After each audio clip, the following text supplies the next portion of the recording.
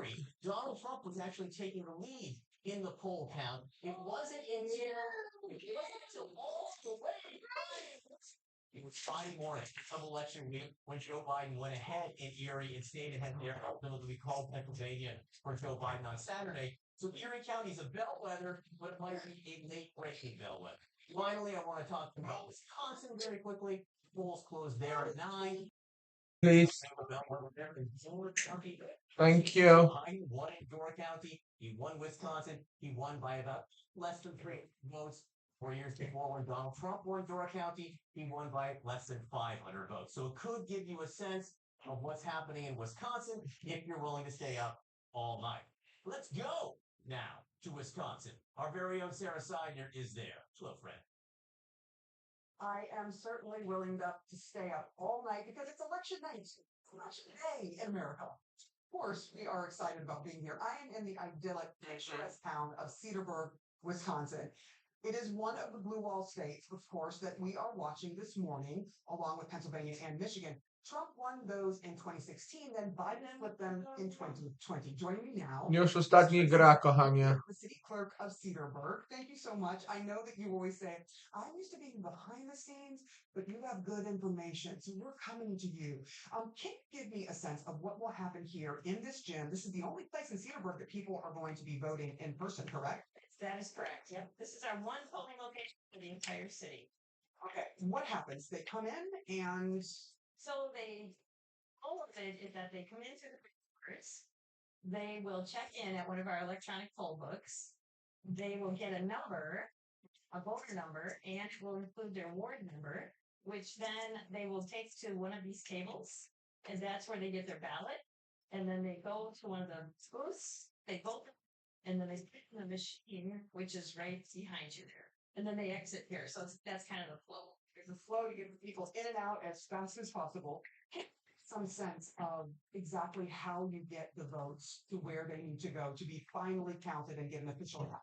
There's a lot of fodder out there. There's a lot of conspiracy theories. How does it work? It's a pretty sort of very secure thing that you do.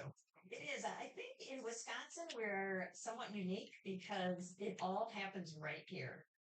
So we have all the people voting in person that put their ballots in the machines.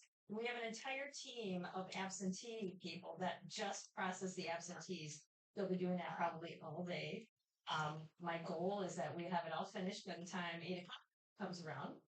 And those ballots are getting put in the same machines. So it all happens here. Counting happens here, and then that is sent on to the county, and then it goes up and up and up. Let me ask you about the difference between 2020 and 2024. What are you seeing as far as people voting? It's really interesting. Well, Cedarburg in general has always had a really high turnout for November elections, like 90-ish%. So that's not surprising. But the absentee rate is somewhat surprising because 2020 we saw like about a 65% turnout in absentees. And we're seeing close to those numbers again in this election. But in 2020, there were more mail ballots, and in 2024, there was more Check out. people absenteeing in person. But in the end, it's still about the same absentee number, so it's kind of interesting. It makes me very happy to see that. Also, what makes me very happy is that you came here with us this morning and you're wearing your sparkling Americana earrings. Really appreciate that. Thank you, Tracy. Really appreciate your time this morning. And back to you, John. That's how things are going to work here in Peterborough and across the state. You make sure of that. All right, Senator Sawyer, in Cedarburg, thank you very much. Us now, Republican Get out of here. For Rubio presidential campaign manager Terry Sullivan, the political anchor for Spectrum News, Errol Lewis, former communications director for Vice President Harris Simmons, and CNN political commentator S.E. Cup. You can see how excited I am. I'm slurring already, and I haven't even had a drink as far as any of you know. Feeling. It gets to the issue here, which is an issue. Surely, any tweet you make, any analysis you go give here could decide the whole election, right? Yeah, this is great. Terry, for a few. How intimate feeling is it on the morning of election? Oh, it's awful. Now, my tradition used to be on election days when I ran campaigns was to go get a haircut. Then it's been a few years since I.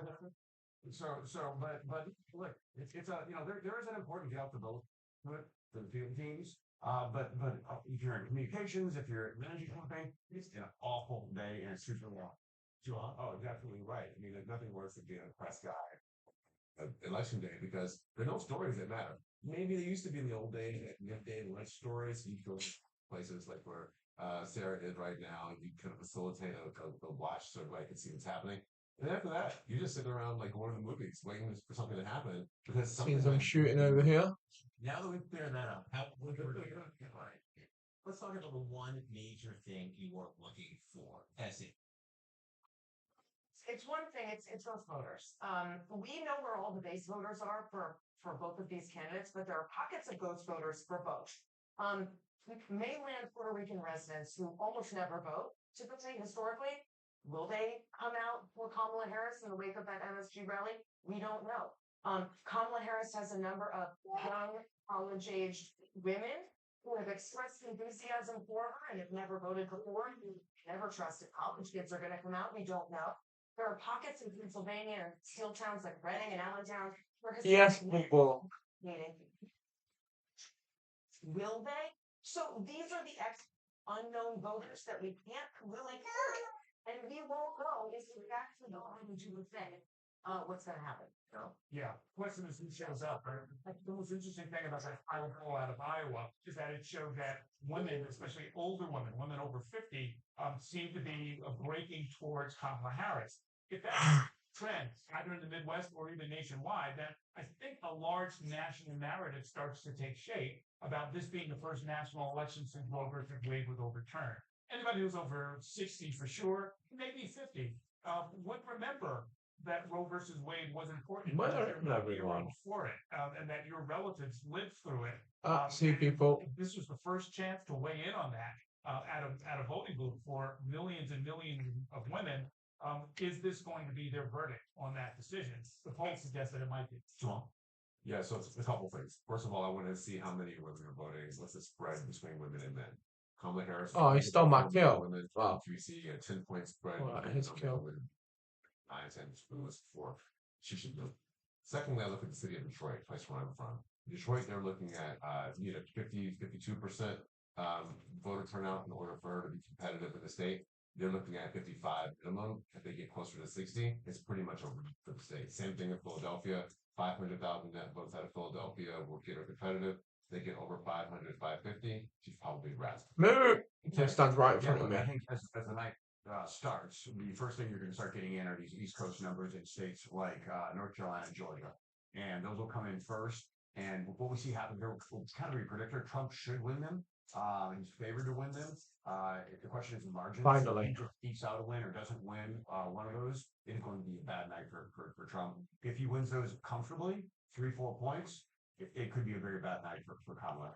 And so that's going to be the first indicator. Yeah, the problem has been Georgia, North Carolina, we didn't do what we dropped until 4 years. Dobra, koteczku. They're going to count on flipping with the budge. We're going to have to keep events in the last week. All right, as we had this run up to the election, anything that you can point to that you think matter? Maybe that horrible rally at Madison Square Garden where all of those disparaging remarks about Latinos were made. The overall crude, kind of obscene comments that were made from the podium have made an impact only because we know that platforms, including digital platforms, a lot of Latino community activists were really just red hot even before that night. And it was in key swing states like Pennsylvania and Florida and Georgia that those kind of votes can make a big difference. That's it. Something that or who's had a better cause. That's right. That rally could be determinative. Another year, maybe not, but it's so tight. It could actually make a difference. But I've been telling people, as of the past week, 75 million Americans have already voted. That's a first. The rest of Plan 10 will come out today. I know everyone's anxious. It's over. Relax. Nothing you can do about it now. We'll vote, but nothing you can do about it. For the campaigns too. I really think. Oh, 39th again. Less Deus Ex Machina events. Come on. Match total. Let's have a look. Can I finish? Oh, never mind. From unranked to bronze 1. Not a good achievement. 2 games in. I'm just gonna run to the base. Fine. It's been